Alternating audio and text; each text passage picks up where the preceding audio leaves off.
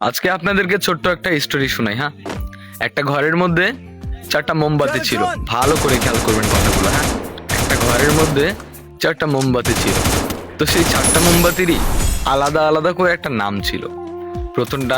প্রথমটার নাম ছিল শান্তি, দ্বিতীয়টার নাম ছিল বিশ্বাস, তৃতীয়টার নাম ছিল ভালোবাসা এবং সর্বশেষ যেটা তার নাম হচ্ছে আশা।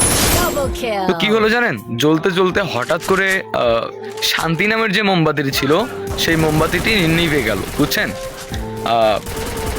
পাশে থাকা যে বিশ্বাসের মোমবাতিটি ছিল সে বলতেছে যেখানে শান্তি নেই সেখানে বিশ্বাস থেকে আমি কি করব, আমিও নিভে যাই। তারপরে কি হলো, বিশ্বাস নামের মোমবাতিটিও নিভে গেল।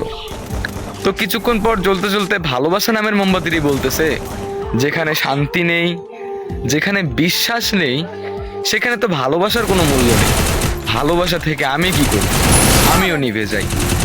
তো চারটা মোমবাতির মধ্যে তিনটা মোমবাতি নিভে গেল। কি কি নিভে গেল? শান্তি, বিশ্বাস, ভালোবাসা নিভে গেছে। তো আধা ঘন্টা পর ওই রুমটার মধ্যে একটা ছেলে আসলো।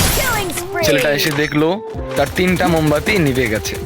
তো সে কি করলো, আবার লাস্টে যেই মোমবাতিটি জ্বলতেছিল, মানে যে আশা নামে মোমবাতিটি জ্বলতেছিল, সেই মোমবাতিটি দিয়ে সে আবার পুনরায় সেই তিনটা মোমবাতিকে আবার জ্বালিয়ে দিল। তো আবার চারটাই জ্বলতেছে। হ্যাঁ, তো এই গল্প দ্বারা আমরা কি শিখতে পারলাম? জীবনে চলতে গেলে শান্তি থাকবে না, বিশ্বাস উঠে যাবে, ভালোবাসা থাকবে না, কিন্তু কি কখনো আশা ছাড়া যাবে না। আপনি জীবনে কি করছেন, কি করেন নাই, কি করবেন, এগুলো কখনো ভাবা যাবে না। আপনি যেটা করতেছেন ওটা কন্টিনিউ করে যান, আশা ছাড়বেন না। স্বপ্ন থাকা ভালো, স্বপ্ন দেখুন, একটা আশা রাখুন মনের মধ্যে যে না আমি পারবো। ওই রকম করে যখনই সবকিছু উঠে যাবে, নিভে যাবে, সবকিছু মরে যাবে, তখন একটা জিনিস ভালো করে মনে রাখবেন, আশা ছাড়া যাবে না।